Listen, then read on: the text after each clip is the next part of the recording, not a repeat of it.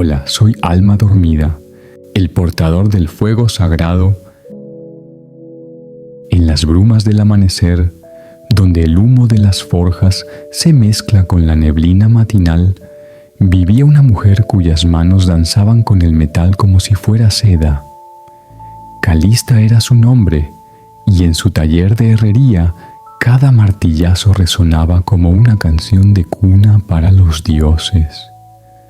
Sus dedos, manchados de hollín y callosos por años de trabajo, creaban espadas que susurraban al viento y armaduras que brillaban como estrellas capturadas.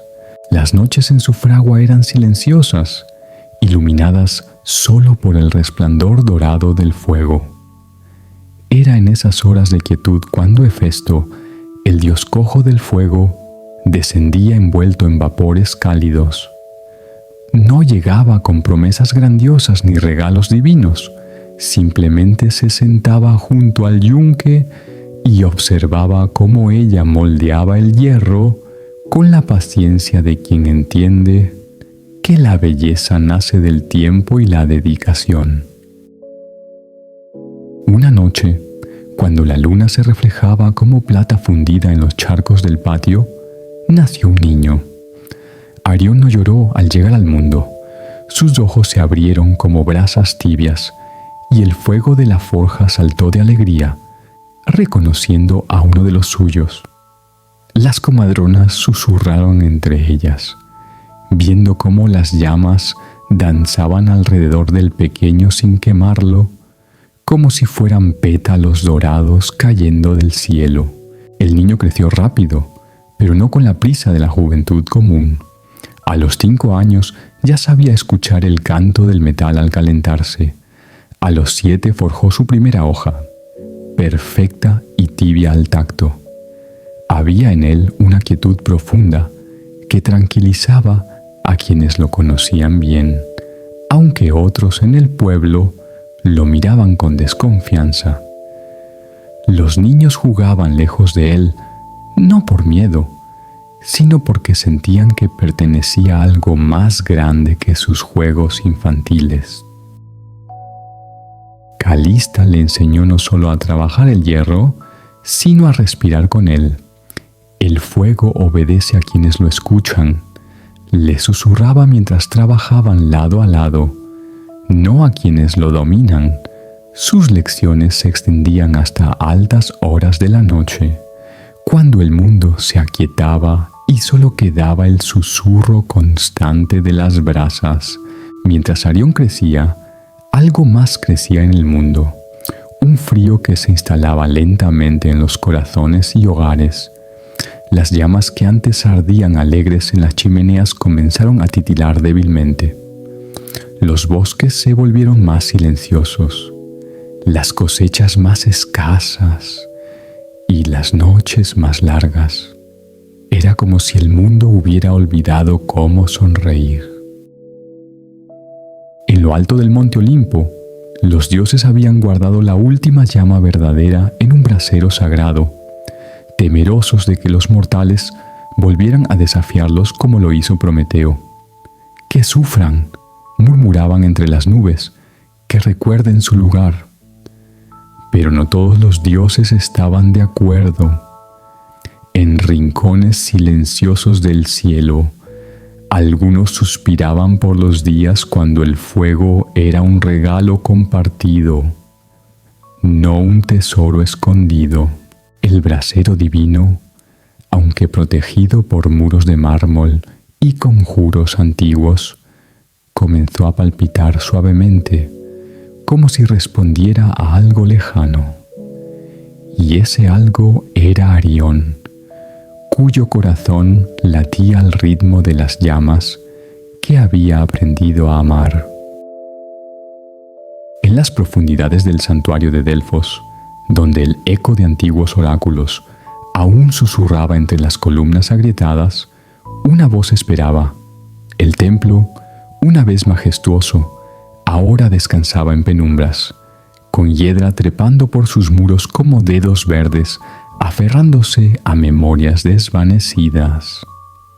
Las antorchas que bordeaban los senderos se habían apagado hacía décadas, y solo quedaba el murmullo suave del viento entre las piedras.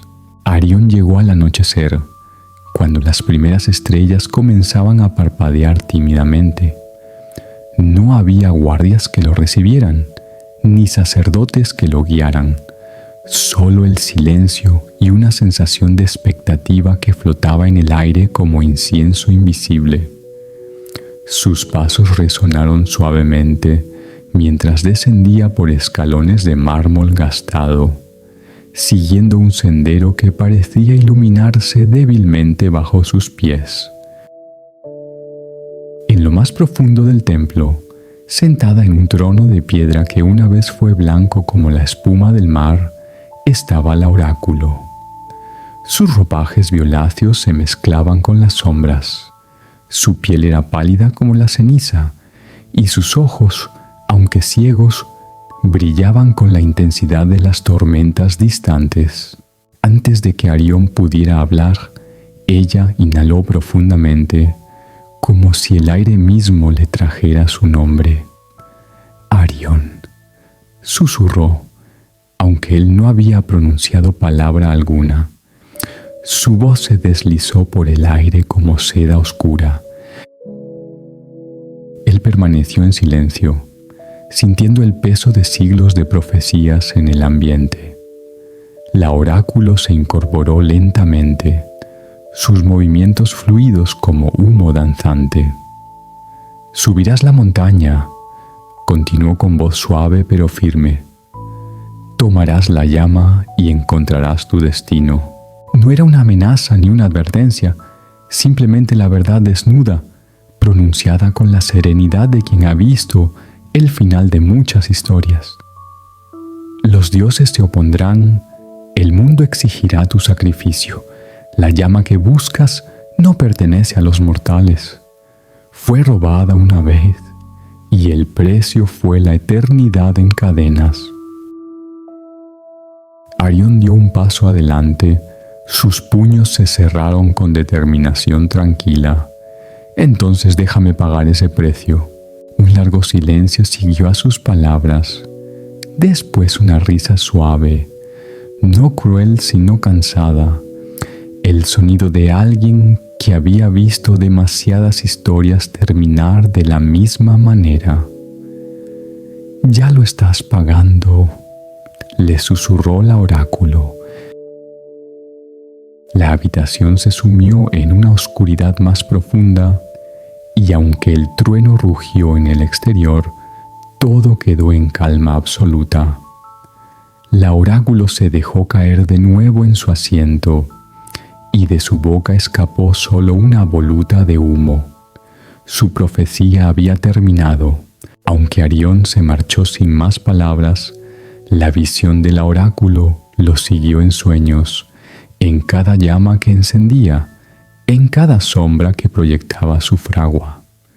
Los dioses habían hablado, su camino estaba trazado, pero ni siquiera el Olimpo podía predecir lo que haría un mundo moribundo cuando le devolvieran su fuego.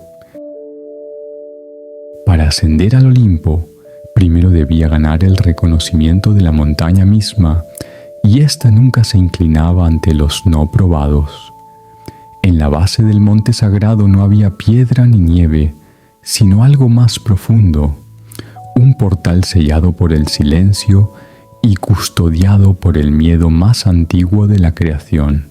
Cerbero, el can del Hades, guardaba ese umbral.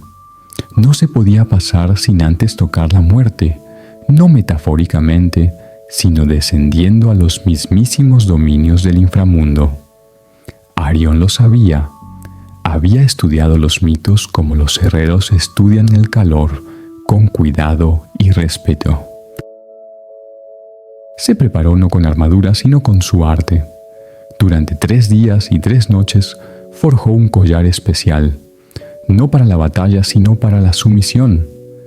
Lo hizo de hierro volcánico y la última brasa de la fragua de su madre. En él grabó 3 nombres, uno para cada cabeza de Cerbero, susurrándolos mientras trabajaba: memoria, lealtad, dolor. Al 4.º día se encontraba ante la boca sombría de una cueva que parecía descender eternamente. El viento aquí era frío, pero no cortaba la piel sino el alma, y el aire olía no a podredumbre sino a oraciones olvidadas. Descendió más y más profundo, pasando junto a huesos que brillaban débilmente en la oscuridad, junto a antorchas que se encendían solas sin llama, hasta que lo escuchó.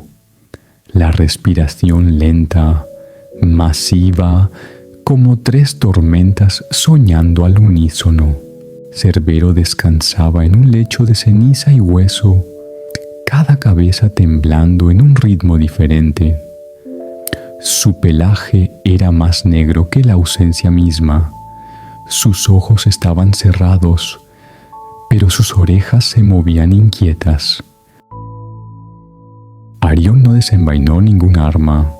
Se acercó, se arrodilló y sostuvo el collar en sus manos. Luego, suavemente comenzó a tararear. Era la canción que su madre le cantaba de niño, la que entonaba cuando la noche hacía que el mundo pareciera demasiado grande y cruel. La cabeza del medio se agitó, la de la izquierda abrió un ojo dorado, la de la derecha gruñó y luego se detuvo. Escucharon, y en ese silencio, Arión deslizó el collar alrededor del cuello de la bestia. Cerbero exhaló profundamente y la puerta detrás de él se abrió, no con rabia sino con respeto. Arión había tocado la muerte y la muerte le había cedido el paso. El camino hacia el Olimpo no era camino alguno, no había marcas, no había estrellas que guiaran, solo roca escarpada, viento cortante y susurros que venían de la nada. Arión escaló no con certeza, sino con instinto. Sus manos mortales sangraron. Su sangre divina ardió. Entonces apareció él, no con rugidos ni destellos de poder, sino en silencio. Hermes, el embaucador, el mensajero, el ladrón, se alzaba en una cornisa adelante, vestido como un viajero común, con capa suelta y sandalias atadas con plumas. Sus ojos eran afilados como vidrio roto, y una sonrisa torcida bailaba en sus labios. «Bueno», dijo, haciendo girar una moneda entre sus dedos, «pensé que serías más alto». Arión no dejó de trepar. «Sé por qué estás aquí», continuó Hermes, caminando casualmente a su lado sin mover un pie. «Quieres devolver el fuego a los mortales. Dulce, noble, estúpido». Arión se detuvo. «Entonces deténme». Hermes se rió entre dientes. «¿Detenerte? Oh, no, no. No estoy aquí para luchar contigo. Estoy aquí para asegurarme de que entiendas el trato al que te diriges. Caminas hacia el corazón del Olimpo, hacia la bóveda de los dioses, hacia una historia que no te pertenece contar». «Y sin embargo», respondió Arión, aquí estoy. La sonrisa se desvaneció ligeramente. «Intentas restaurar un equilibrio que fue roto por una razón», dijo Hermes. «La llama fue un regalo una vez, un error. Ahora los dioses la guardan como un dragón guarda el oro, no porque sea preciosa, sino porque es peligrosa». Arión lo miró fijamente. «Entonces han olvidado cómo se ve el verdadero peligro».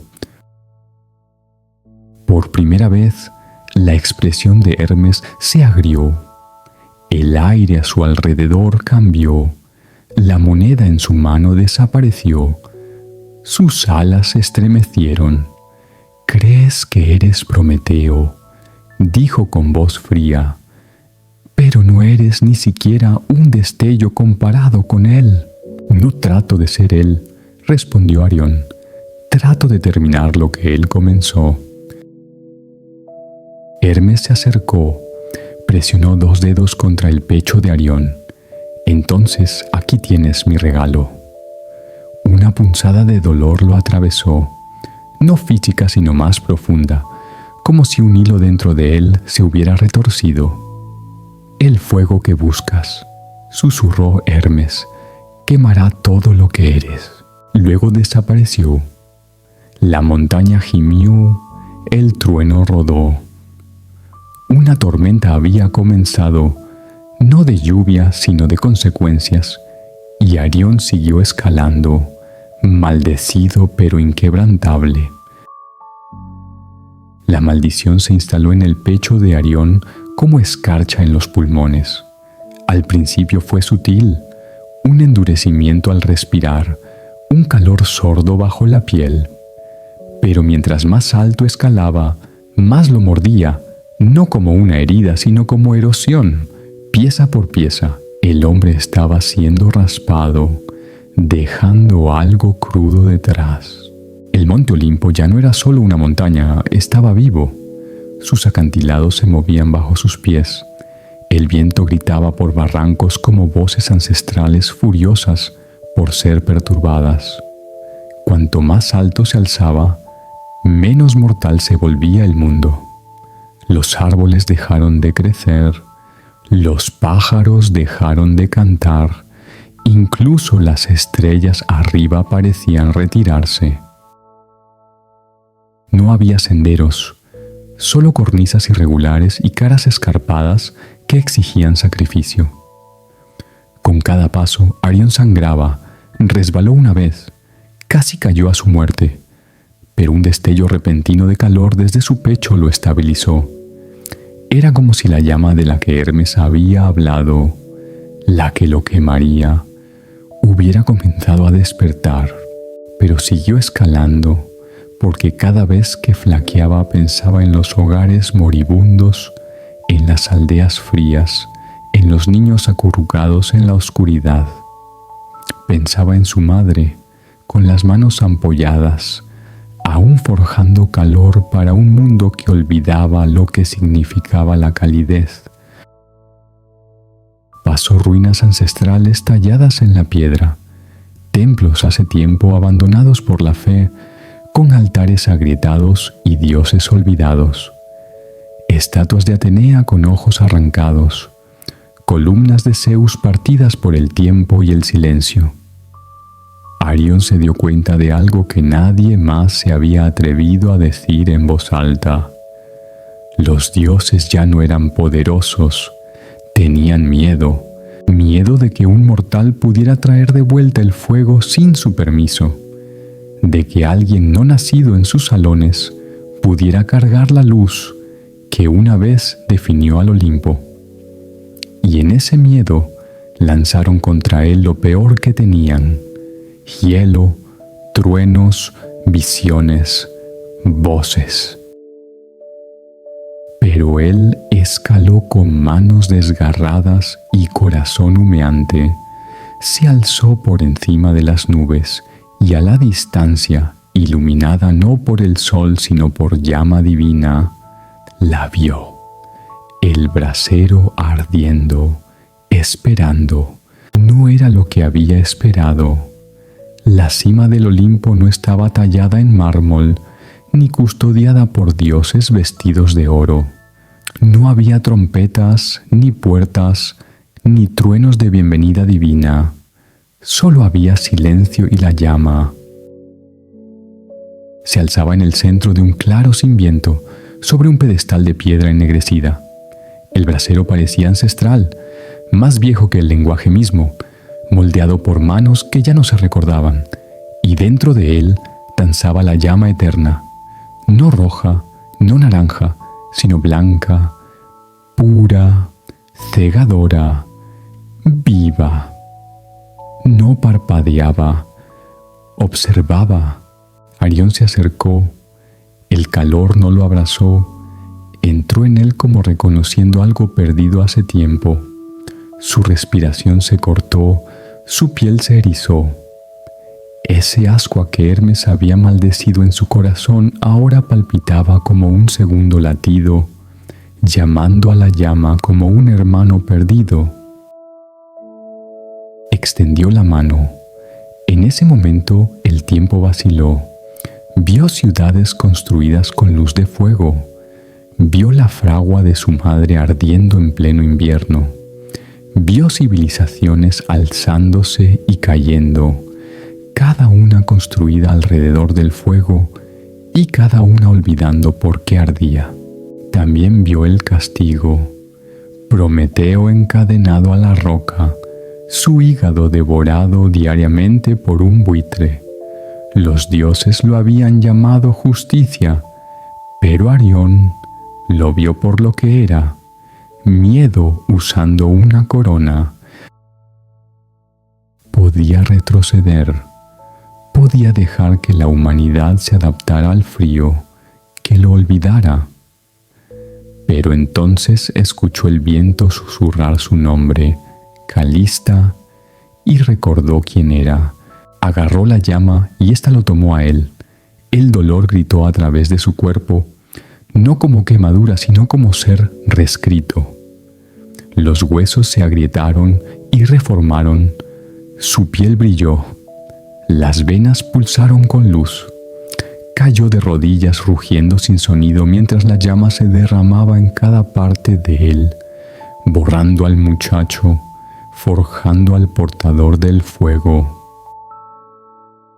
Ya no la sostenía, él era la llama.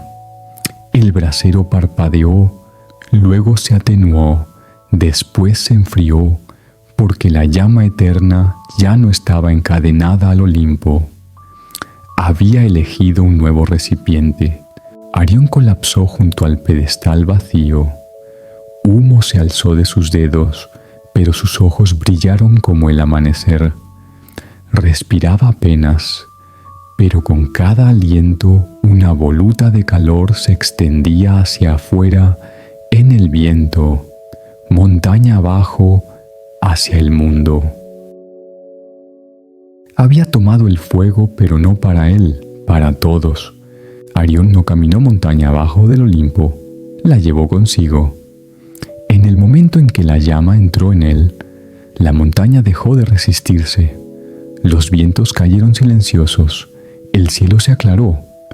Incluso la piedra bajo sus pies pareció moverse y guiarlo, no con reverencia, sino con reconocimiento. Ya no era un intruso, era una antorcha. Su cuerpo humeaba con calor divino, no del tipo que abraza, sino del que despierta vida. Donde su pie tocaba la tierra, la escarcha se derretía. Con cada aliento, el viento maldecido se suavizaba. El aire no olía a humo, sino a renovación, a renacimiento, pero no estaba completo. Sus extremidades temblaron bajo el peso de lo que cargaba. La llama eterna no era solo fuego, era memoria. Podía sentir cada chispa que había encendido, la primera fogata en una cueva prehistórica, la antorcha que iluminó Atenas, la fragua que construyó Troya, y sentía el costo de todo ello. Vio las ciudades quemadas en su nombre, los templos alzados, las guerras peleadas con fuego robado y ambición. El regalo de los dioses nunca había sido inocente, pero esta vez no lo daría como un arma. Descendió a través de nubes y silencio. Pasó estatuas rotas de dioses que una vez fueron adorados, ahora desmoronándose en decadencia divina. Pasó la cueva donde Cerbero había custodiado la puerta, pero la bestia se había ido, como si incluso la muerte se hubiera hecho a un lado por lo que Arión se había convertido. Llegó al mundo de abajo y allí, en una aldea congelada donde los hogares hacía tiempo se habían convertido en ceniza, la gente se reunió a su alrededor, no con miedo sino con asombro. No habló, simplemente extendió su mano y una llama danzó de sus dedos hacia el hogar más cercano. Rugió a la vida, luego otro y otro. Un coro de calor se extendió de casa en casa, de ciudad en ciudad, por tierras que habían olvidado lo que se sentía reunirse alrededor de un fuego sin rezar primero. Arión ardía, su cabello brillaba como oro fundido, su piel se agrietaba como obsidiana enfriada. Se estaba muriendo, pero no desvaneciéndose. Se estaba convirtiendo en otra cosa. No había robado la llama, se había vuelto ella. Y dondequiera que ardía, el mundo susurraba su nombre, no en adoración sino en gratitud. Nunca se construyó una tumba para Arión, no se talló estatua alguna, no se cantaron canciones en templos, no hubo procesión, ni luto, ni batalla final para marcar su partida, y sin embargo, nunca desapareció. Después de que los fuegos regresaron, comenzaron a suceder cosas extrañas por toda la tierra. En aldeas distantes, donde ningún viajero había pasado, los hogares se encendían solos. Bosques enteros, una vez sólidos de frío, florecían durante la noche. Los herreros afirmaban que sus fraguas se calentaban más rápido. Los niños acurrucados en el frío contaban a sus padres que veían a un hombre de luz parado junto a la llama antes de que se alzara. Nadie podía probar nada, pero todos contaban la misma historia. Él caminó hasta que no quedó nada de él para caminar. Su cuerpo hacía tiempo se había agrietado y quemado, no por debilidad, sino por transformación. Lo que quedaba de Arión, hueso, sangre, voz, se había vuelto chispa, humo, calor, y lo dio todo. La fragua de su madre fue el último lugar tocado. Vieja, abandonada, sus fuegos fríos durante décadas, hasta que una noche un viajero que pasaba afirmó haber visto a un muchacho martillando algo brillante en el yunque. Cuando miró de nuevo, la fragua estaba vacía, pero la llama danzaba alta y caliente, justo como solía hacerlo. Dicen que los dioses lo sintieron, que el Olimpo, sintiendo que había sido despojado de su poder, tembló en su silencio. Pero los dioses no contraatacaron, no rugieron, porque incluso ellos entendían que Arión no los había desafiado con guerra u orgullo. Les había recordado el propósito. Y así la llama eterna, una vez atesorada por inmortales, ahora parpadeaba en cada aldea, cada ciudad, cada cabaña solitaria de montaña. Vivía en la calidez de la sopa compartida por extraños, en velas colocadas por manos dolientes, en antorchas alzadas por rebeldes buscando luz en los lugares más oscuros. Y siempre susurraban el mismo nombre, Arión. Algunos dicen que cuando tu fuego se atenúa sin razón, es él pasando. Otros dicen que si escuchas atentamente el crepitar de la llama, oirás el ritmo de un martillo golpeando un yunque, constante, paciente, eterno. Porque Arión nunca murió, se volvió la calidez misma, no un dios, no un héroe, solo un muchacho que lo dio todo para ayudar al mundo a recordar cómo brillar de nuevo. La guerrera y el cisne divino, en las tierras de Esparta, donde los muchachos aprendían a luchar antes de poder hablar y el honor se tallaba en hueso, las mujeres no eran menos feroces. Entre ellas había una cuyo nombre resonaba por los salones de mármol como el choque del acero, Leontia, hija del comandante Adrastos. Nació durante un eclipse rojo sangre, mientras presagios aullaban sobre la ciudad. Las comadronas susurraron que venía de Ares mismo. A los 12 años había vencido a sus hermanos en la arena de lucha.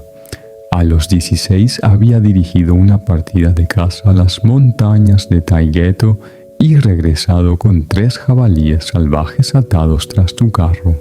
Leontia no solo era respetada, era temida. Caminaba por el ágora espartana con columna recta y pasos silenciosos. Los hombres bajaban los ojos. Las mujeres la observaban con una extraña mezcla de envidia y asombro.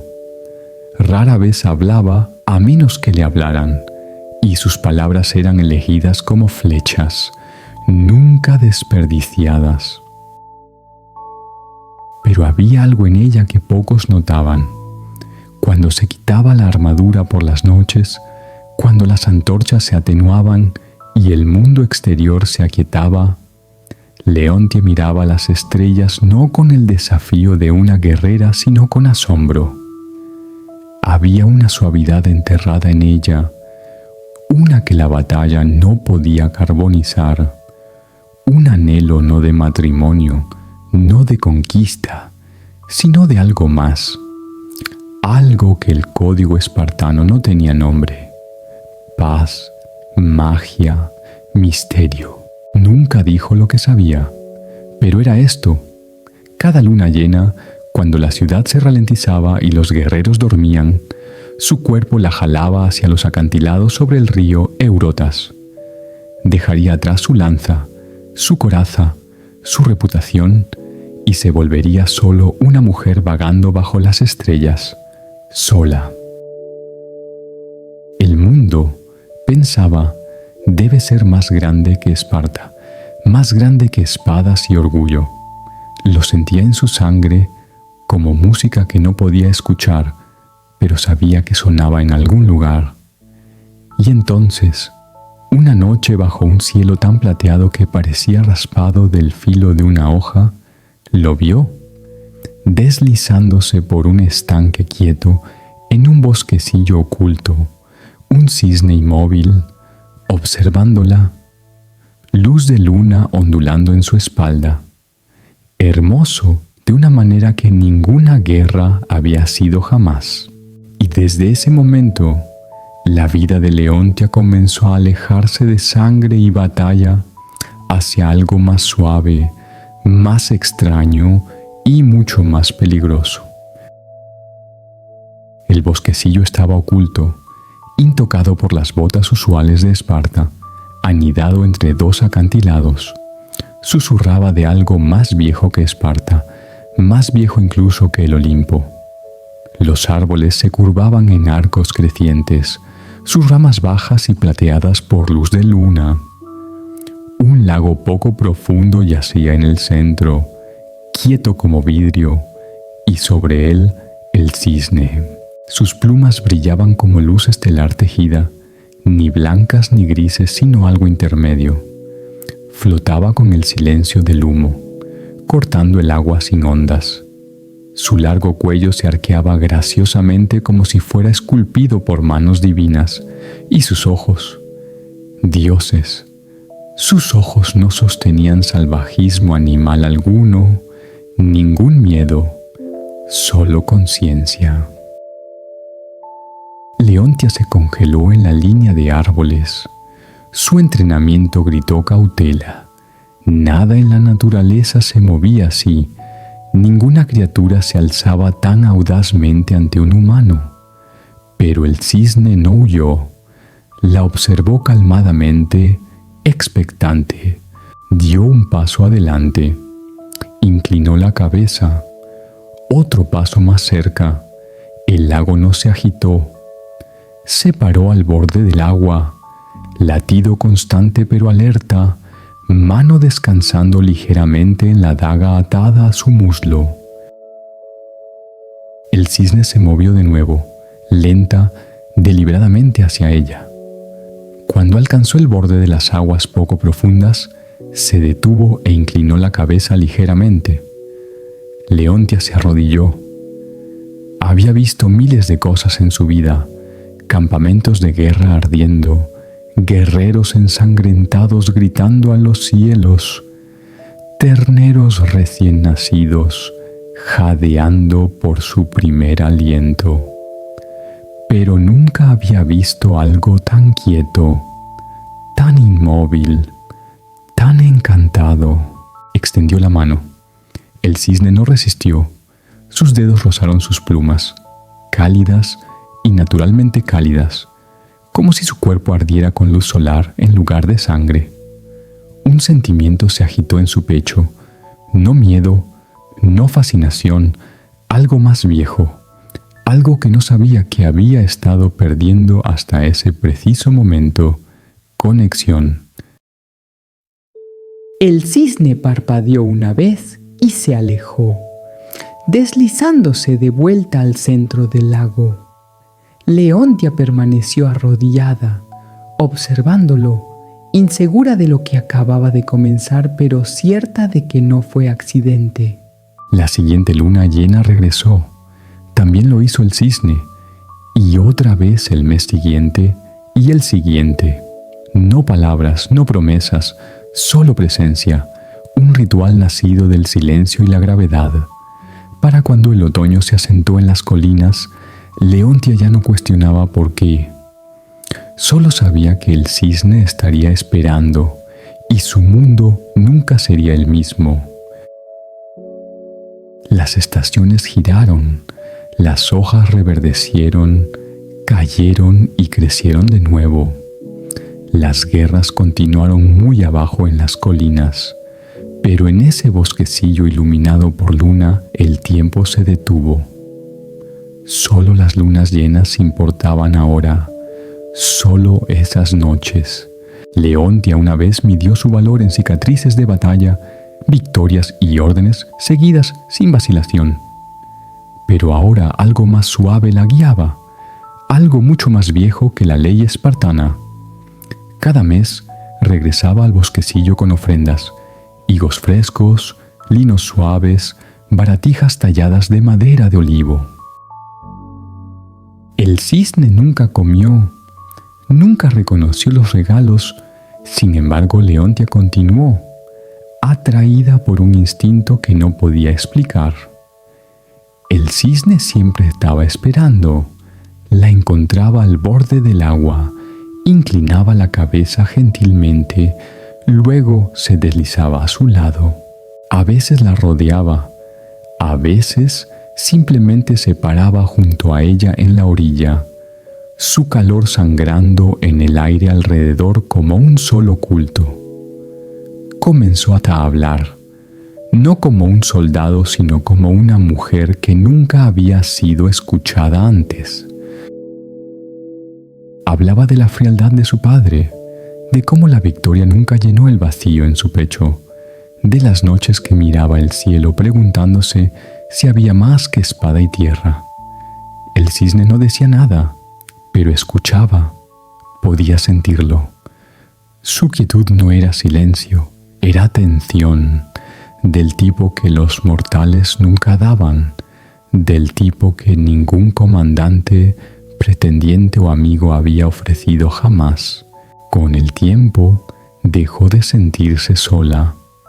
Trenzaba su cabello antes de cada visita, alisaba sus ropajes, se sentaba junto al cisne durante horas, hombro tocando ala, diciendo poco pero sintiendo más de lo que había sentido en un palacio espartano o campo de batalla. Y aún así el cisne nunca huyó, nunca envejeció, nunca cambió. Debería haber tenido miedo.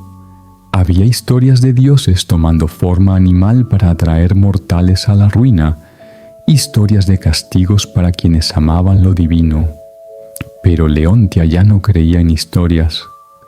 Creía en la forma en que su mano encajaba perfectamente a lo largo de la curva del cuello del cisne, en la forma en que inclinaba la cabeza cuando ella cantaba suavemente en la noche, en la forma en que parecía esperarla, necesitarla. No palabras, no promesas, pero en su silencio algo ancestral echó raíces. Y aunque no pronunció la palabra, ni siquiera para sí misma, Leontia sabía lo que era: amor. El cisne no había nacido de la tierra. Sus alas una vez se extendieron por el cielo. Sus dedos habían tocado la lira que hacía salir el sol. Su nombre una vez fue susurrado en templos, tallado en mármol y gritado en canción. Apolo, dios de la luz, de la música, de la profecía, ahora silencioso, emplumado, atado. Mucho antes de que Leontia naciera, Apolo había cometido un pecado a los ojos del Olimpo. Había desafiado a Zeus, no con hoja o rebelión, sino con verdad. Había hablado contra los castigos de su padre, contra la crueldad pasada del trono al mundo, contra el silencio exigido por el poder.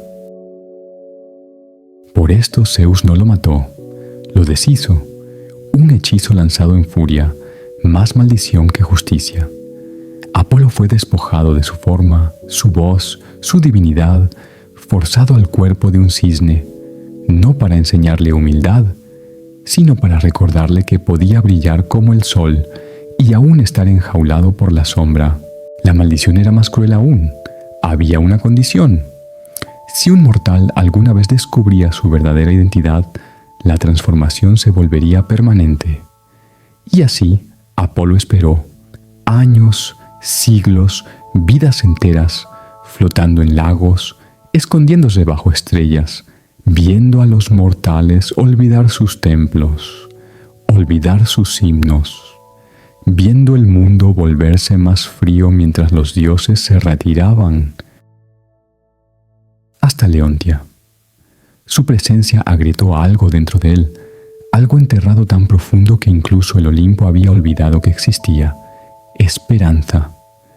Nunca quiso ser visto, nunca quiso quedarse, pero ella regresaba una y otra vez.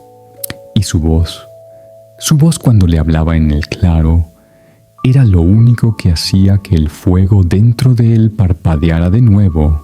No era sacerdotisa, no era ninfa, no era oráculo elegida. Era una guerrera con manos que solo conocían armas, una mujer endurecida por la pérdida y entrenada para no sentir nada. Y sin embargo lo vio. Lo trató no como símbolo o amenaza, sino como algo sagrado, algo que valía la pena esperar.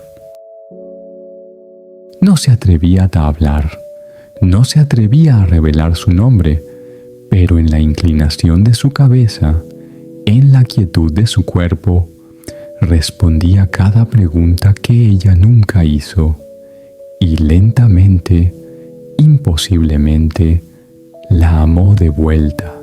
En Esparta la soledad era respetada, pero no por mucho tiempo. La ausencia de Leontia no pasó desapercibida. Cada luna llena se escabullía de los cuarteles, de los campos de entrenamiento, de los ojos vigilantes de comandantes y parientes. Al principio nadie la cuestionó.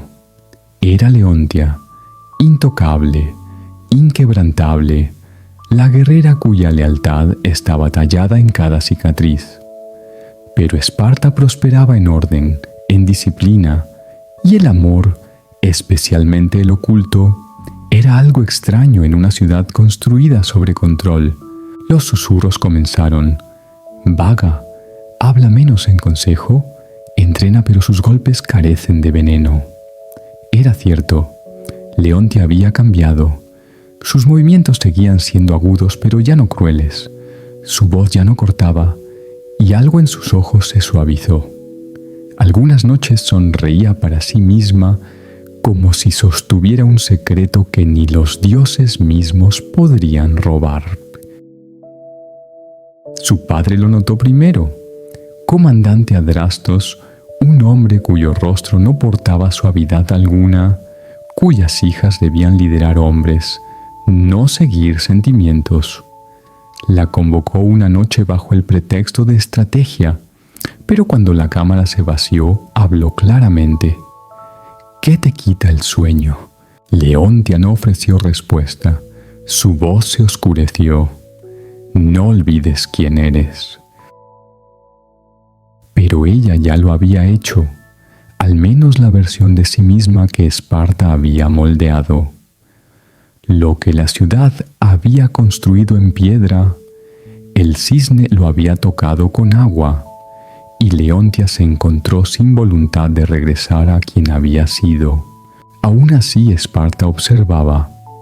Una patrulla una vez la siguió más allá de los muros, rastreando sus pasos hacia los acantilados. La perdieron cerca de los olivares. Era demasiado hábil para ser rastreada, pero fue suficiente para dar nacimiento a la sospecha. Los sacerdotes murmuraban sobre presagios, que la luz de luna cargaba voces, que los lagos más allá de Esparta se agitaban innaturalmente. Una mujer guerrera desapareciendo cada luna llena. Temían que fuera locura o peor, un dios. Leontia sabía que las paredes se cerraban, que ojos estaban aprendiendo a mirar donde antes habían mirado hacia otro lado, que su silencio, una vez fortaleza, ahora la hacía vulnerable. Pero aún así lo encontró, y en ese bosquecillo donde la luz de luna tocaba pluma, olvidó el ruido de Esparta, olvidó las reglas, olvidó el peligro. Solo una cosa importaba ahora, no ser vista, porque si el mundo descubría lo que sabía en su corazón, los destruiría a ambos. La luna estaba pesada esa noche, baja, hinchada, dorada como una llama moribunda. Leontia se paró en su cámara, dedos temblando sobre su armadura, incapaz de abrochar el último cierre. Algo había cambiado.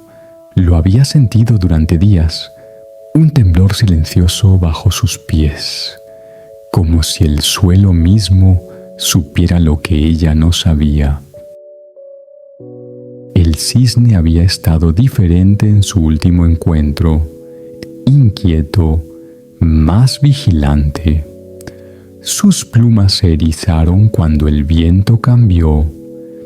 Había rodeado 2 veces antes de asentarse a su lado. Su calor agudo en lugar de relajante.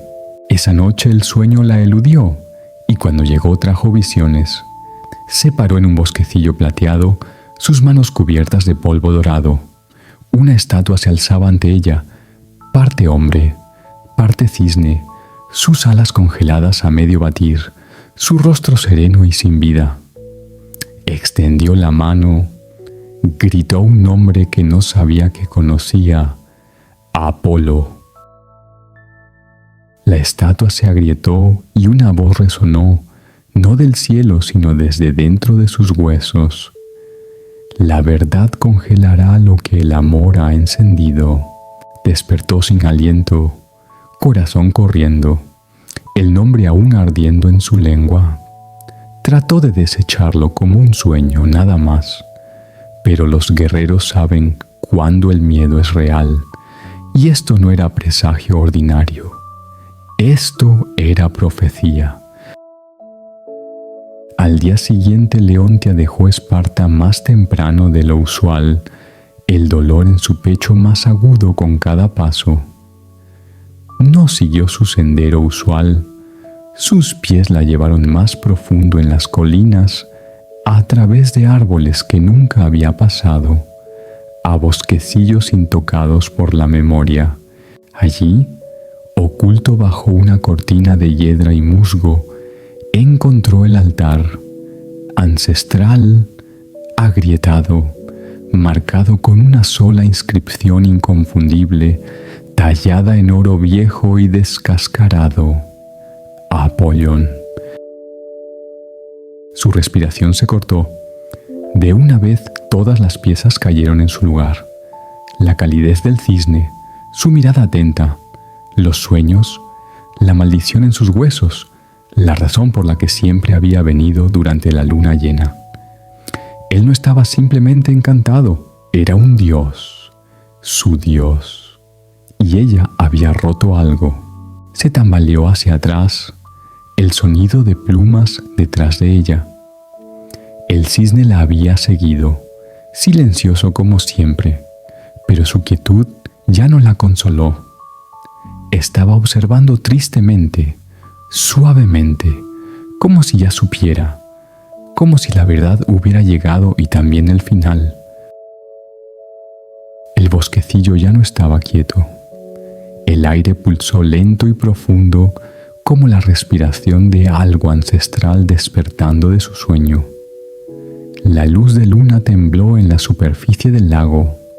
Los árboles se inclinaron, testigos silenciosos del desenredo de un secreto que había sobrevivido siglos. Leontia se paró congelada ante el altar, el nombre Apolo aún resonando en su mente como una lanza golpeando piedra. Se volvió lentamente, como si hacerlo deshiciera la verdad, pero ya era demasiado tarde. El cisne estaba allí, no deslizándose, no gracioso, solo parado, observando. Sus plumas ya no brillaban, su resplandor se atenuó, parpadeando como una llama moribunda. Leontia se acercó a él. Sus labios se separaron, insegura de qué decir, insegura de si algo podía decirse. «Lo sé», susurró. El viento se aquietó. Una sola pluma se desprendió del lomo del cisne, cayendo lenta, silenciosamente antes de desvanecerse en polvo en el momento que tocó el altar. Y entonces el cambio comenzó. El cuello del cisne se arqueó, no en gracia sino en agonía. Su cuerpo tembló, las plumas se desataron en corrientes de oro y luz. Las alas se doblaron en brazos, las patas palmeadas se dividieron en dedos que se clavaron en la tierra. Y donde el cisne había estado, ahora se arrodillaba un hombre, desnudo, radiante, roto, Apolo. Su cabello brillaba como el cielo al amanecer, su piel resplandecía débilmente como brasas bajo mármol, pero sus ojos se atenuaron por la pena, por la inevitabilidad. Leontia retrocedió, mano a su boca. Lo había amado en silencio, y ahora el silencio se había vuelto insoportable. Él trató de hablar, pero la maldición no se había alzado completamente. Su voz se quebró como trueno en una tormenta demasiado vieja para nombrar. «No debías saber», dijo al final, voz apenas más que viento. Ella cayó de rodillas junto a él, lágrimas cortando por su rostro de guerrera como ríos por piedra de montaña. «No quise», susurró. Él sonrió entonces, solo una vez, la sonrisa de un dios, no de alegría sino de despedida. «Lo sé», y con eso el suelo bajo ellos se estremeció, un terremoto sin sonido, una sentencia divina pasada sin misericordia. Su resplandor se desvaneció, su piel se endureció, sus extremidades se endurecieron a medio alcance. Apolo se estaba convirtiendo en piedra, y Leontia solo podía observar cómo el amor se volvía leyenda. En el momento en que el nombre fue pronunciado, la maldición comenzó su trabajo final. El cuerpo de Apolo, una vez fluido con divinidad, ahora se endurecía pulgada por pulgada.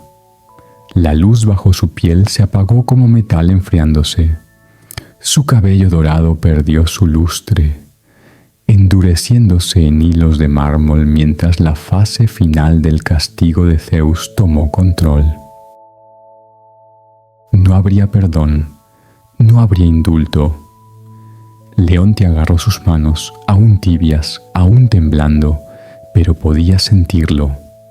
La piedra arrastrándose como escarcha sobre carne. Sus dedos se curvaron alrededor de los suyos una última vez antes de dejar de moverse por completo. Sacudió la cabeza. No, así no puede terminar. Pero la maldición no escuchó. Había esperado siglos en silencio, paciente y cruel. El pecho de Apolo se alzó una vez más y luego no lo hizo. Sus alas a medio formar detrás de sus hombros se congelaron a medio plegar. Sus rodillas dobladas en dolor se bloquearon en lugar.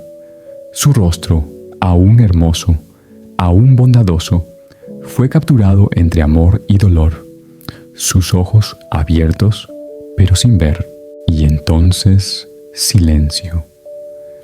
Una quietud más profunda que cualquier campo de batalla, más profunda que los momentos antes de la carga. Este no era el silencio de la paz, sino de la pérdida, de algo sagrado hecho pedazos.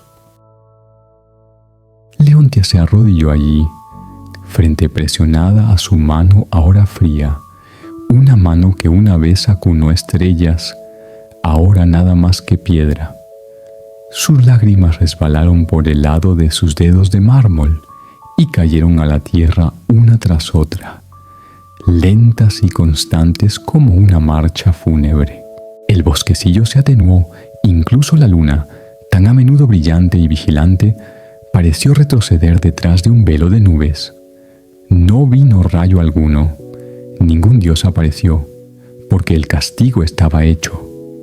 Zeus había hablado, el cisne había volado por última vez, y Apolo, dios de la luz, ahora era una estatua de silencio, congelado para siempre en el momento de su verdad final. Leontia se quedó mucho después de que terminó la transformación, brazos envueltos alrededor de lo que quedaba. No gritó, no maldijo los cielos. No había espartanos para escuchar sus llantos, no guerreros para dar testimonio. Solo el viento, solo los árboles y la figura de piedra de un dios que una vez la había amado, no con trueno y fuego, sino con quietud y ahora con silencio. Leontia nunca regresó a Esparta. Dejó su armadura donde yacía junto al altar, quitó su espada, dejó que su nombre atado a la guerra se desvaneciera como humo sobre el lago. La mujer que una vez se alzó alta entre reyes, ahora se arrodilló en silencio junto a una estatua que nunca se movería de nuevo. El bosquecillo se volvió su mundo. Cada luna llena regresaba, nunca perdiendo una sola. No traía ofrendas, ni incienso, ni oraciones, solo ella misma y una memoria. Se sentaría junto a la estatua de Apolo, dedos rozando la mano de piedra fría que una vez sostuvo en carne. A veces hablaba, a veces tarareaba una canción que él nunca había escuchado, pero que de alguna manera se sentía como si perteneciera a ambos. Otras veces simplemente observaba el agua y no decía nada. Los aldeanos comenzaron a susurrar. Dijeron que una mujer embrujaba las colinas, que vagaba bajo la luz de luna con ojos como estrellas distantes. Algunos dijeron que se había vuelto loca, otros dijeron que había sido elegida, pero nadie se atrevió a molestarla. Años pasaron, inviernos vinieron y se fueron, imperios cambiaron, dioses cayeron silenciosos, pero Leontia permaneció. Envejeció, pero nunca se volvió frágil. Su fuerza perduró, menos como un soldado, más como las raíces de un olivo aferradas al mismo pedazo de tierra año tras año, tormenta tras tormenta.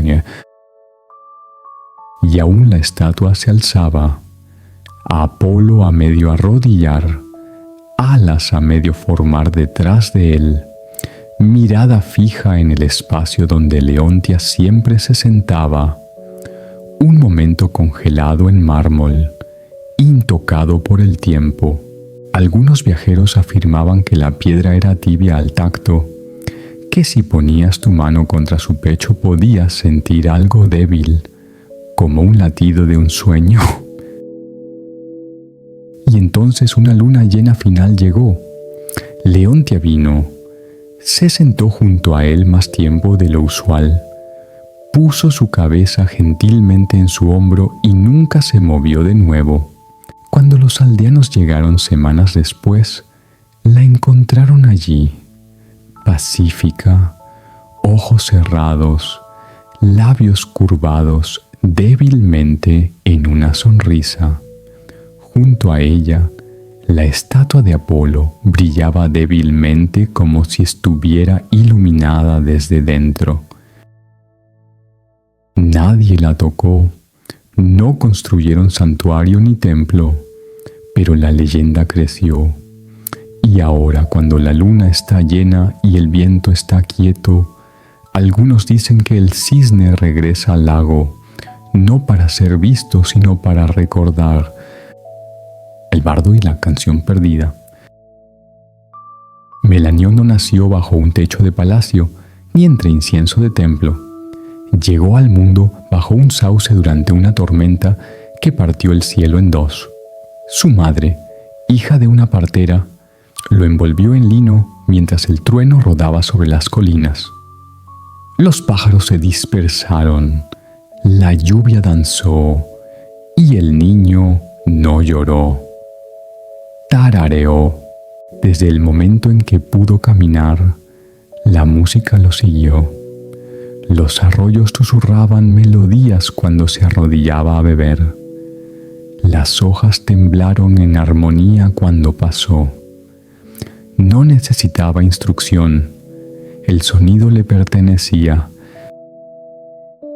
A los 10 podía imitar cualquier canto de pájaro y tejerlo en canción. A los 16 tocaba la lira con tal gracia que incluso guerreros endurecidos se detenían a escuchar. Cantaba de ríos, de hermanos perdidos, de campos antes de la guerra, canciones que llenaban los ojos de hombres con lágrimas que no sabían que tenían. La gente lo llamaba regalo o milagro, niño de aliento divino. Él nunca lo reclamó. Melanión viajaba de aldea en aldea compartiendo su música sin moneda ni orgullo. Su voz calmaba fiebres, sus cuerdas suavizaban corazones endurecidos. Una vez tocó para un niño moribundo que, al escuchar su canción de cuna, sonrió y se deslizó a la muerte como si fuera un sueño. Pero no todos los oídos que escuchaban eran mortales. Una tarde de primavera, mientras se sentaba junto a un río reluciente y rasgueó una melodía sobre luz estelar, el aire mismo a su alrededor cambió. El viento se ralentizó, el agua se aquietó, incluso las ranas silenciaron su canción. Y entonces llegaron las musas, 9 de ellas, pisando ligeramente desde detrás del velo del mundo, envueltas en luz y sonido. Cada una cargaba su propia esencia, historia, tragedia, danza, épica, poesía y más. Sus ojos no eran bondadosos ni crueles. solo conocedores. Escucharon y entonces, para el asombro de Melanión, cantaron de vuelta, 9 voces en perfecta armonía, más viejas que el lenguaje. Melanión cerró sus ojos y sin pensamiento se les unió. Su voz no hizo eco de las suyas, las evolucionó. Cuando la última nota cayó en silencio, incluso las estrellas parecían más cercanas.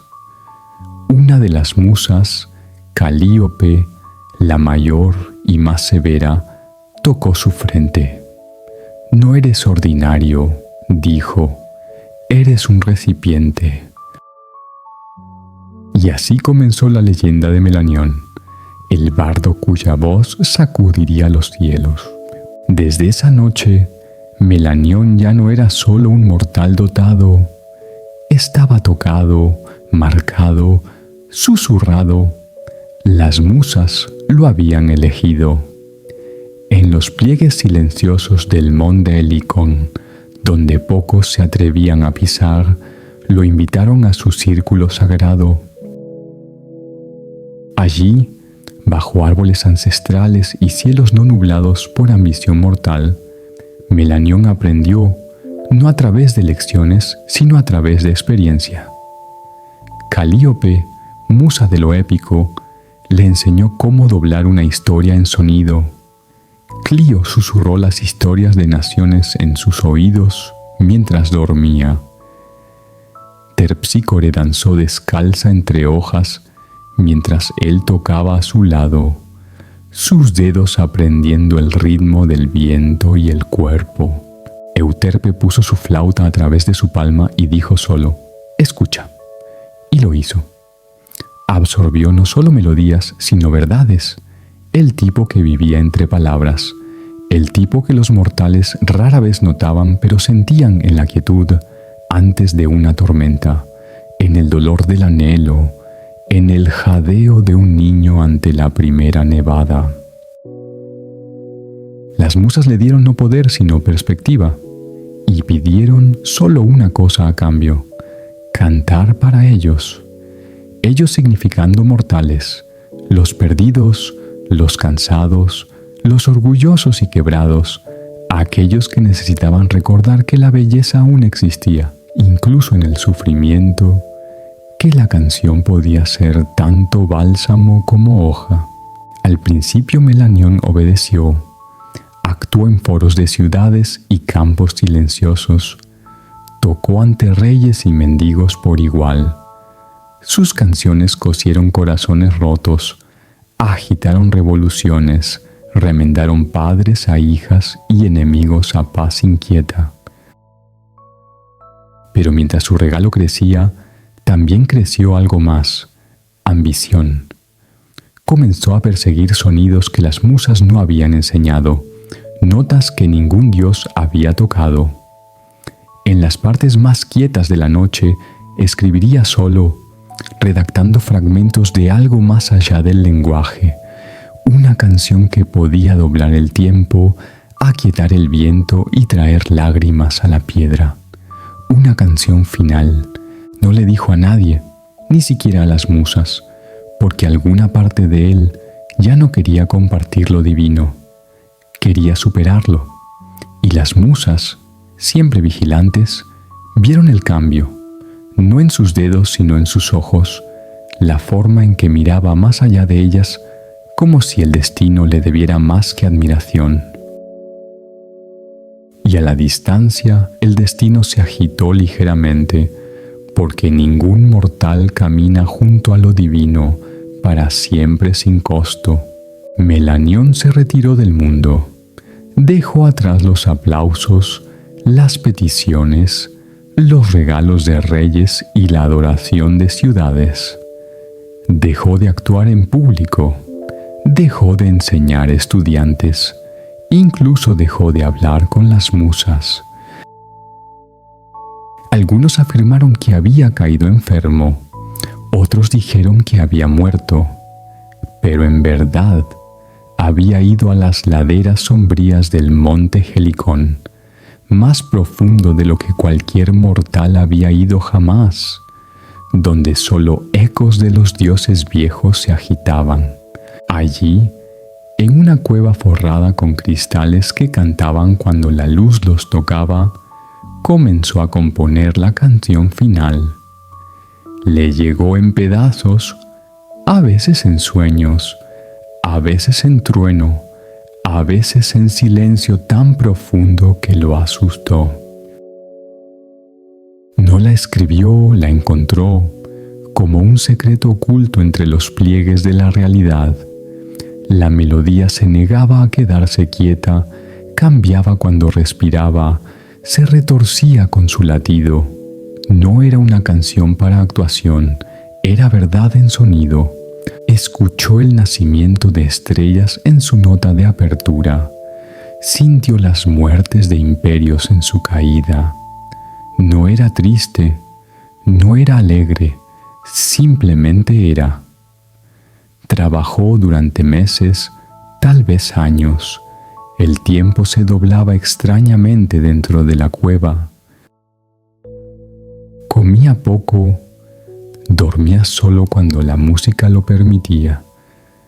Lloraría un momento, se reiría el siguiente, como si la canción tocara a través de su alma en lugar de sus manos. Y cuando terminó, el mundo cambió. Los pájaros se detuvieron a medio vuelo. Los árboles se inclinaron hacia la montaña sin viento. Los arroyos se callaron. El cielo mismo contuvo la respiración. Y muy arriba, en las cámaras de mármol del Olimpo, los dioses volvieron sus cabezas. Incluso las parcas que nunca apartaban la vista de su tejido se detuvieron. La tela susurró. Un hilo tiembla. Zeus frunció el ceño y Atropos, cuyas tijeras nunca vacilaron, las bajó. Escucharon. La canción no exigía adoración, no rogaba ser amada. Simplemente reveló todo. Cuando la nota final se desvaneció, incluso la cueva se negó a hacer eco, como si el mundo supiera que repetirla sería un crimen. Los dioses esperaron, las musas esperaron que Melanión regresara, que ofreciera esta maravilla al mundo. Pero no lo hizo. La escondió y al hacerlo, puso una música diferente en movimiento, una de silencio y consecuencias. Cuando Melanión emergió de la cueva, el mundo se sintió más pequeño. Los cielos, una vez tan vastos, parecían pálidos junto a los ecos de la canción, aún tarareando en sus huesos. La gente corrió a saludarlo, músicos, poetas, incluso sacerdotes. Le rogaron escuchar lo que había escrito, sentir cualquier poder que hubiera movido los cielos. Pero Melanión no dijo nada. Preguntaron de nuevo. Sonrió débilmente. Aún no. Solo las musas vieron el cambio. Vinieron a él un anochecer, pisando desde luz estelar como aliento de una lira. Sus ropajes brillaron con inspiración, pero sus ojos sostenían advertencia. Fuiste elegido para cargar belleza, dijo Erato, suave y doliente. Pero la belleza no está destinada a ser enterrada, añadió Clío. Debes cantarla, susurró Calíope. Melanión inclinó la cabeza. No la veré abaratada. Se encogieron como si las hubiera golpeado. ¿Crees que los mortales son indignos?, preguntó Terpsícore, voz temblando. ¿Crees que solo tú eres su guardián? Encontró sus ojos, no con rabia sino con algo más frío. Posesión. Sí. El silencio se sintió como invierno entre ellos. Entonces ya no eres nuestro, dijo Calíope. no porque hayas creado algo más allá de nosotras, sino porque lo atesoras. No dijo nada y se desvanecieron. Aún los dioses esperaron. Incluso Zeus, que rara vez se preocupaba por asuntos mortales, detuvo su trueno para escuchar. Incluso Hades inclinó su cabeza en las profundidades. Esperaron una sola nota, un susurro, un fragmento. Nada llegó. Melanión mantuvo la canción bloqueada dentro de sí mismo, no escrita, no grabada, no compartida. La llamaba sagrada, pero las cosas sagradas, cuando se sellan demasiado tiempo, comienzan a agriarse. Actuó otras piezas. Aún eran hermosas, las audiencias lloraron, multitudes vitorearon, pero él sabía, y también lo divino, que algo faltaba. Y peor, algo había sido robado. La canción que podía agitar a las parcas, doblar el tiempo y tocar a los dioses mismos, estaba enterrada bajo su orgullo. Se dijo que la protegía, pero las musas, observando desde lejos, vieron la verdad. Había encadenado lo divino a su ego, y los dioses, que soportan locura, guerra y adoración sin parpadear, no toleran el robo. Y así una noche el viento se volvió quieto, las estrellas se callaron y una maldición comenzó a florecer, no con fuego sino con memoria.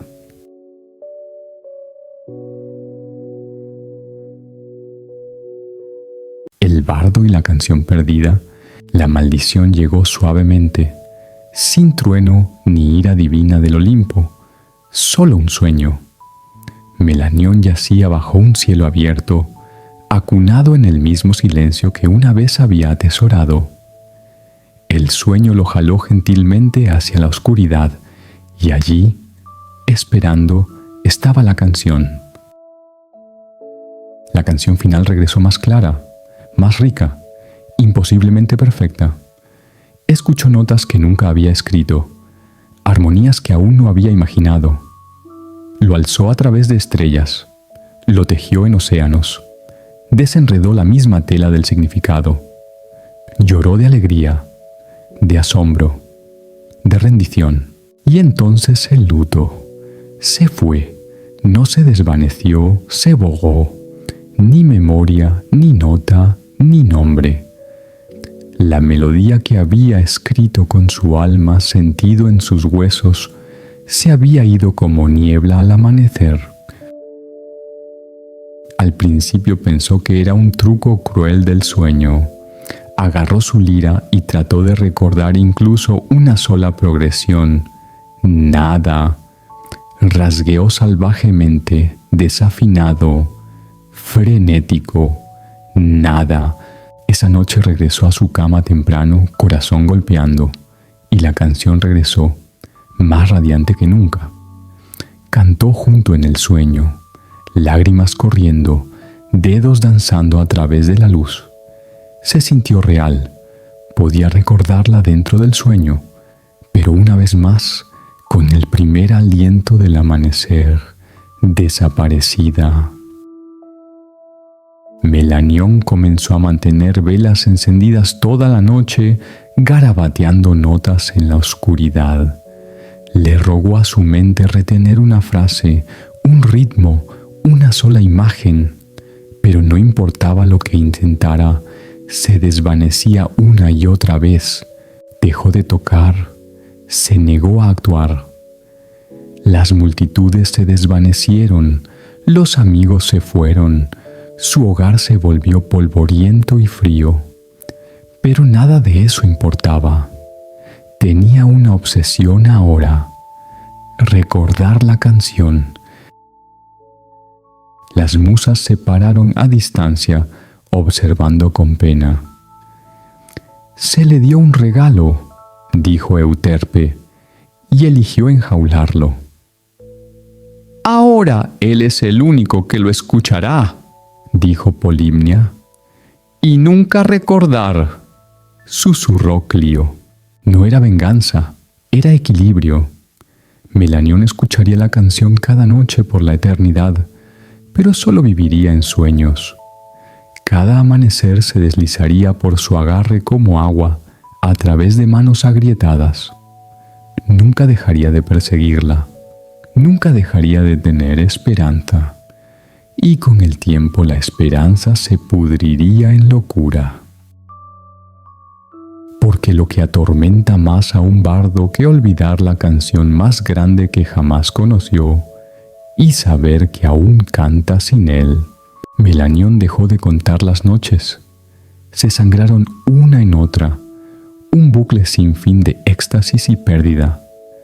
Cada noche se deslizaba en sueños donde la canción final lo abrazaba como un amante regresado de la guerra, y cada amanecer despertaba solo, gritando, llorando, en blanco. Al principio trató de burlar la maldición. Contrató escribas para dormir junto a él. Rogó a videntes extraer fragmentos de su mente. Cantó a espejos, esperando que su propia voz traicionara alguna memoria oculta. Nada funcionó, y lentamente comenzó a deshilacharse. Dejó de comer. Sus ropajes colgaron de un cuerpo hueco.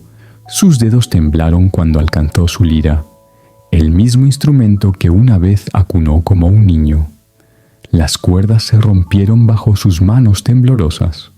No las arregló, ya no las necesitaba, porque en el sueño la música aún venía. Se volvió su único propósito, el único lugar donde se sentía completo. Y despertar se volvió un castigo. Maldijo el sol, rompió sus ventanas, se selló en una habitación sin luz. Pero aún la canción se fue con la mañana. Cuando emergió, ya no se parecía a un bardo. Era de ojos salvajes, demacrado. Su voz una vez dorada, ahora ronca de noches de tarareo desesperado. Vagó de aldea en aldea como un mendigo, no por monedas sino por memoria. ¿La has escuchado?, preguntaría a extraños. La canción sin principio y sin final. ¿La has escuchado en tu sueño? La gente se apiadó de él al principio, después le temieron. Algunos tiraron piedras, otros huyeron. Comenzó a cantar fragmentos en las calles, ráfagas aleatorias, frenéticas de melodía.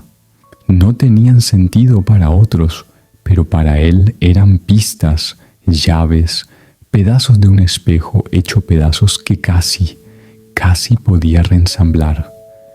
Pero cada vez se deslizaba a través de sus dedos. Se reía cuando fallaba, después lloraba. Después se reía de nuevo, y cada noche la canción regresaba brillando completa, justo fuera del alcance. Las musas observaron, no con ira sino con luto. Una vez había sido su recipiente más fino, ahora era una jarra agrietada desbordándose solo cuando nadie podía escuchar. Y en ese descenso, la canción que había atesorado se volvió la cosa que lo desenredó. No con fuego, no con ira, sino con silencio. Melanión ya no vivía en el mundo. Su cuerpo caminaba por él, sí, pero su mente estaba en otro lugar, atrapada entre sueños y luz del día, pasado y presente. Una canción que solo él podía escuchar, y solo cuando era demasiado tarde para sostenerla. Vagó descalzo a través de ciudades que una vez lo hospedaron como realeza. Niños que una vez se sentaron a sus pies, ahora corrían de su sombra. Su nombre, una vez cantado en alabanza, se volvió una advertencia. No termines como Melanión. Dormía donde podía, bajo árboles, en capillas vacías, a veces en las puertas de posadas cuyos guardianes una vez rogaron por su presencia. Ya no pedía comida, solo un lugar para descansar, solo el sueño. La maldición nunca falló. Cada noche se quedaba dormido con esperanza temblorosa y la canción final regresaba completa, viva, un fantasma perfecto. Y cada mañana despertaba al olvido. La crueldad no estaba en el silencio, estaba en la memoria del sonido. Recordaba que había escuchado algo trascendente que había significado todo, pero ya no podía recordar por qué. Comenzó a hablar con sombras, con árboles, con las estrellas. A veces cantaría a extraños y exigiría que cantaran de vuelta, convencido de que la melodía se escondía en la garganta de alguien más. Una vez creyó que un niño la había tarareado al pasar. Siguió a la familia a través de 2 aldeas antes de colapsar en el polvo, rogando al muchacho que cantara de nuevo. Pero el sonido había sido algo más, algo ordinario. Lloró durante horas. Y aún cada noche la canción regresaba, burlándose, abrazando, divina. Trató de tararearla mientras soñaba, trató de despertar a medio melodía, pero la maldición era inteligente. No podía moverse dentro del sueño, no podía grabarla, escribirla, cargarla, solo escucharla. Y cuando despertaba, vacío. Algunos que lo vieron dijeron que aún tarareaba en su sueño, que si ponías tu oído cerca de su boca a medianoche, podías escuchar una música como ninguna otra. Pero solo entonces, solo en la oscuridad. Las musas ya no venían, los dioses dejaron de observar, y Melanión, una vez la voz del mundo, ahora vagaba como un eco de una canción que el mundo ya no podía recordar y él ya no podía olvidar. Melanión había crecido delgado como el crepúsculo. Su piel, una vez besada por luz dorada, ahora era pálida y fina como papel. Su voz, lo que quedaba de ella, era ronca de años de susurros y vagabundeo. Ya no buscaba comida, refugio o incluso la canción. Simplemente caminaba. Una noche llegó a un acantilado con vista al mar. Era silencioso allí, sin pueblos, sin caminos, sin ojos curiosos.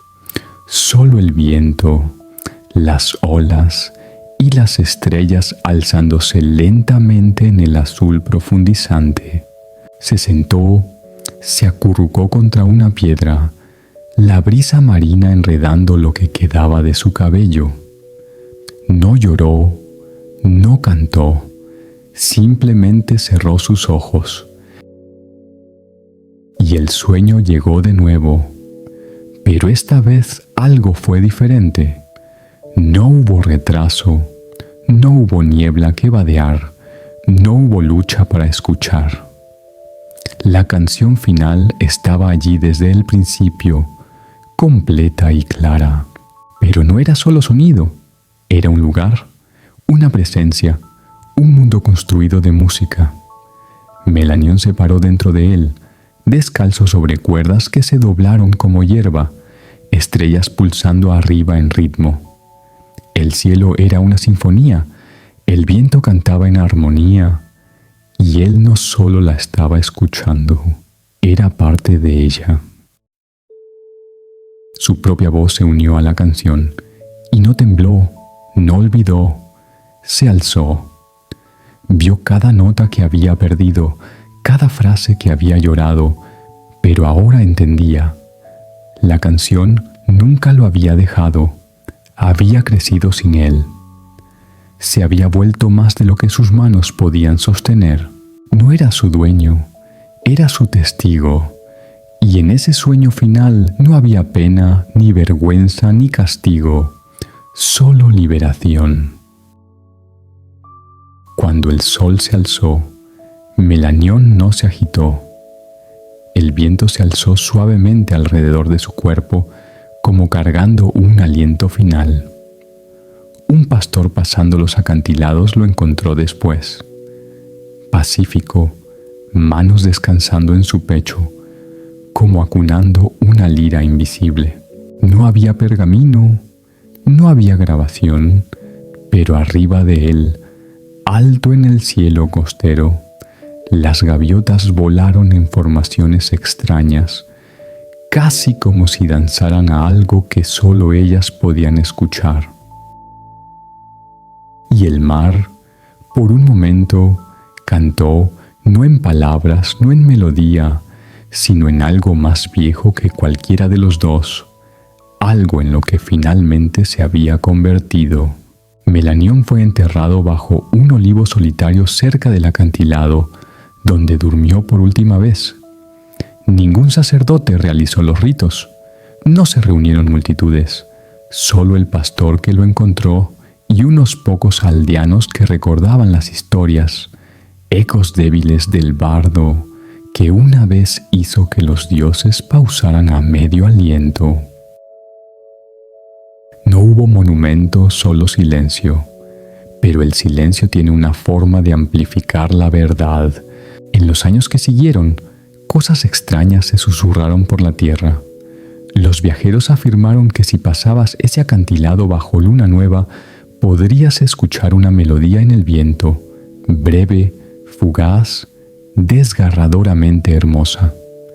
No una canción completa, solo una nota, solo suficiente para hacerte parar. Los niños comenzaron a soñar con música que nunca habían escuchado. Los músicos despertarían en la noche con lágrimas en sus mejillas y sin memoria de por qué. Y a veces, cuando un bardo se sentaba solo al anochecer sin audiencia, una cuerda repentina se formaría bajo sus dedos. Algo que no era suyo, algo perfecto. Nunca lo recordaban por la mañana. Las musas no dijeron nada, no maldijeron a otro bardo, no reclamaron la canción, porque entendían lo que Melanión se había vuelto. No una advertencia, no un héroe, sino un recipiente vuelto leyenda, un alma cuyo castigo nació no de crueldad, sino de negativa, y cuya redención llegó no a través de compartir, sino de rendición. La canción final nunca fue escrita, nunca se actuó en anfiteatros o templos, no existe en pergamino ni escritura, pero vive en los momentos silenciosos entre sueño y vigilia, en la quietud antes de que un intérprete rasguee su primera cuerda, en la forma en que el mar suena diferente cuando estás doliente. La canción de Melanión se volvió parte del mundo mismo, no para ser recordada sino para ser sentida, un susurro en los huesos, una melodía sin palabras. Y aquellos que la sienten, incluso por un momento, nunca olvidan el silencio que sigue.